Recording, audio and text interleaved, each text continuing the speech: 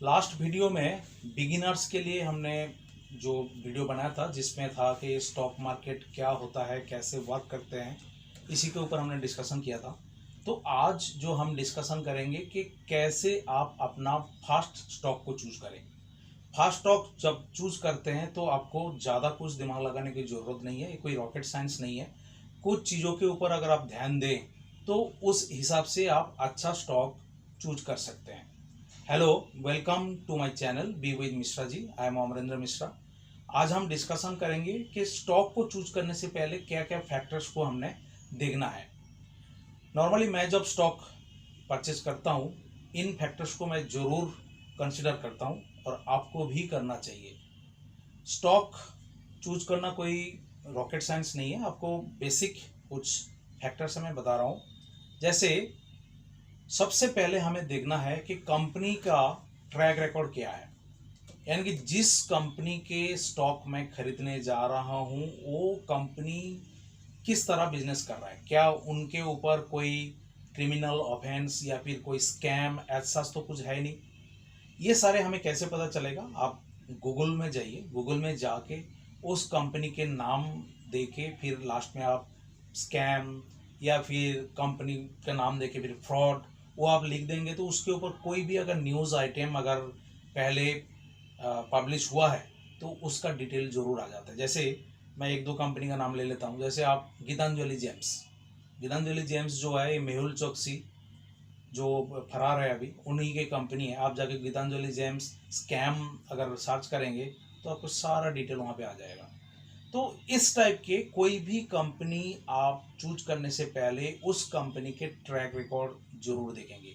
इससे आपको क्या पता चल जाएगा कि उस कंपनी के क्वालिटी कैसे हैं, उस कंपनी के ऊपर कोई कंट्रोवर्सी तो नहीं है। आप देखेंगे हमेशा जो गुड कंपनी होते हैं, जो अच्छे कंपनी जिसको माना जाता है, ब्लू चिप कंपनी जिसको माना जाता है, वो कंपनी नॉर्मली कंट्रोवर्सी फ्री होता है। कंपनी का नाम ले लेता हूँ मैं, जैसे एचडीएफसी बैंक। बैंकिंग इंडस्ट्री में सबसे बेस्ट बैंक जो है वो है एचडीएफसी बैंक। उसके ऊपर अगर आप रिसर्च करेंगे तो एज सच आपको कोई कंट्रोवर्सी आपको दिखेगा नहीं। एशियन पेंट्स, पेंट्स इंडस्ट्री में सबसे बेस्ट कंपनी है, उसके ऊपर भी आपको कोई एज सच कंट्रोवर्सी आपको मिलेगा नहीं। तो गुड कंपनी हमेशा कंट्रोवर्सी फ्री होगा, नंबर वन। नंबर टू, अभी हमने कंपनी के तो ट्रैक रिकॉर्ड देख लिया, तो कंपनी को जो लोग मैनेज कर रहे हैं उनका ट्रैक रिकॉर्ड क्या है, यानी कि जो मैनेजमेंट है उनका ट्रैक रिकॉर्ड भी जानना जरूरी है। यानी कि जो लोग उसको मैनेज कर रहे हैं, आपको पता होगा सत्यम कंप्यूटर, सत्यम कंप्यूटर भी ऐसे स्कैम में फंसे हुए थे। गीतांजलि जेम्स तो आपको पता ही है। यस बैंक, तो इनको जो मैनेज करते, जैसे यस बैंक के जो आपके मैनेजिंग डायरेक्टर थे राणा कपूर, ये भी बाद में फ्रॉडुलेंट एक्टिविटी में उनको पाया गया। मेहुल चोकसी जो आपके नीरव मोदी गीतांजलि जेम्स के, वो भी फ्रॉडुलेंट एक्टिविटी में पाया गया।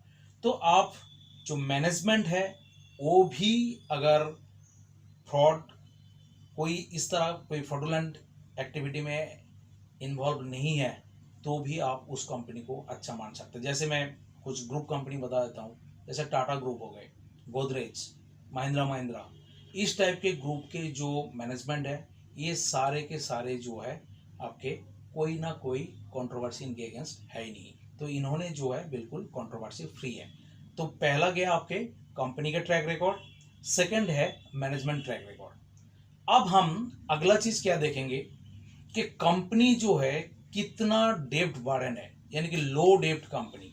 डेब्ट यानी कि कंपनी के पास उधार कितना है। कंपनी के पास एक तो होता है कैपिटल, प्लस कंपनी मार्केट से लोन और एडवांसेस लेके भी बिजनेस चलाते हैं। तो इसमें हमें बेसिकली कंपनी के डेब्ट इक्विटी रेशियो चेक करनी होती है कि उनके कैपिटल कितना है और उनके डेब्ट कितना है। नॉर्मली क्या होता है, बेसिकली क्या होता है, जब डेब्ट किसी कंपनी में ज़्यादा होगा तो उस कंपनी के प्रॉफिट के मेजर हिस्सा जो है वो इंटरेस्ट पे करने में चले जाते हैं। तो उस केस में जो प्रॉफिटेबिलिटी है वो कम हो जाते हैं। मैं एक उदाहरण के तौर पर देता हूँ, अगर किसी भी कंपनी के लिए आपको अगर पार्टनरशिप का ऑफर मिलता है तो आप सबसे पहले क्या देखेंगे, क्या उस कंपनी लोन कितना ले रखा है। तो जिस कंपनी में लोन कम होगा वो आपके बर्डन कम होगा।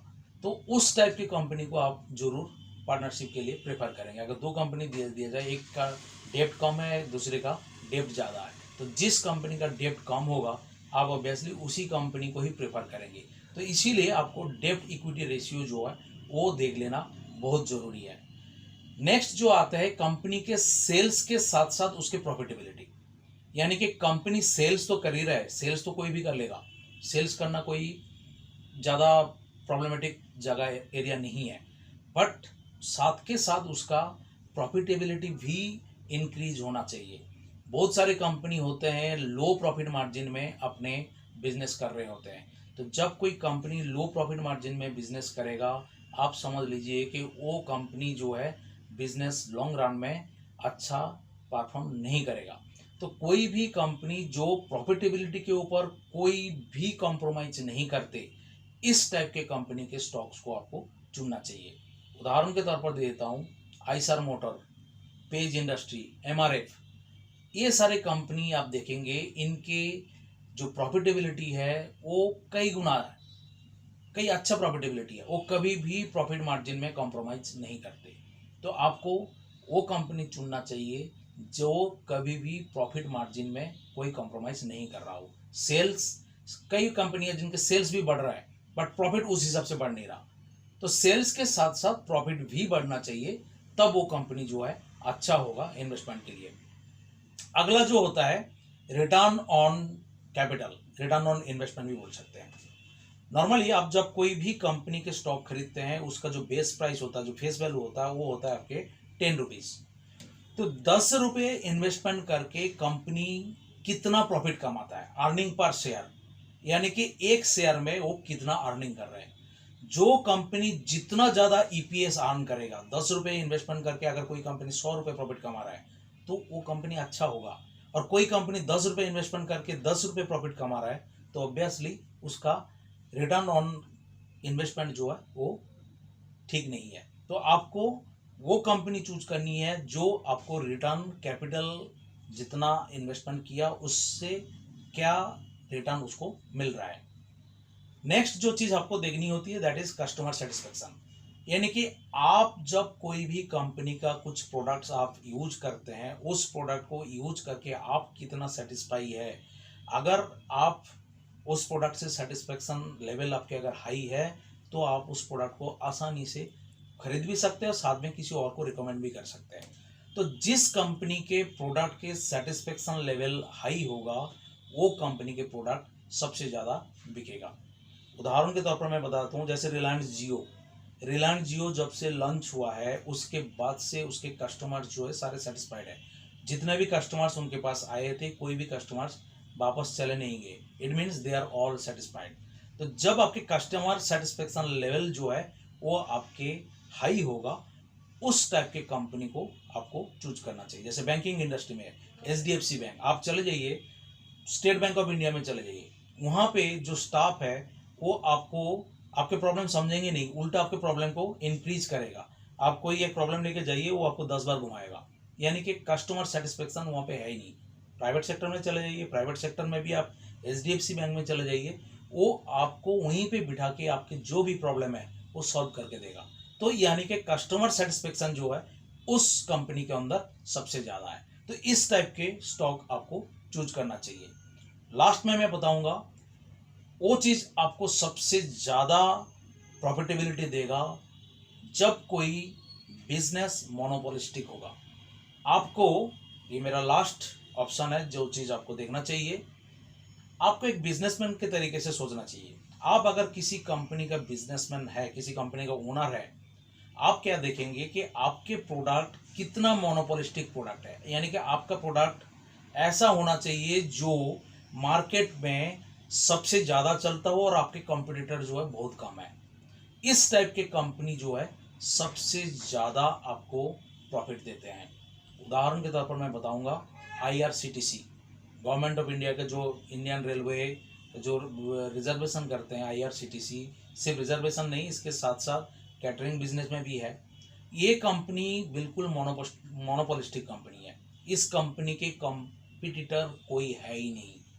तो these are the basic rule एक बिगिनर्स के लिए। आप जब कोई स्टॉक परचेज करने जाते हैं इन चीज़ों के ऊपर अगर ध्यान दे के कोई भी स्टॉक खरीदेंगे, ऑलवेज गुड कंपनी खरीदिए और वो कंपनी को लॉन्ग टर्म इन्वेस्टमेंट पर्पस के लिए खरीदिए, तो आपको वैल्यू ऑफ इन्वेस्टमेंट रिटर्न ज़रूर मिलेगा।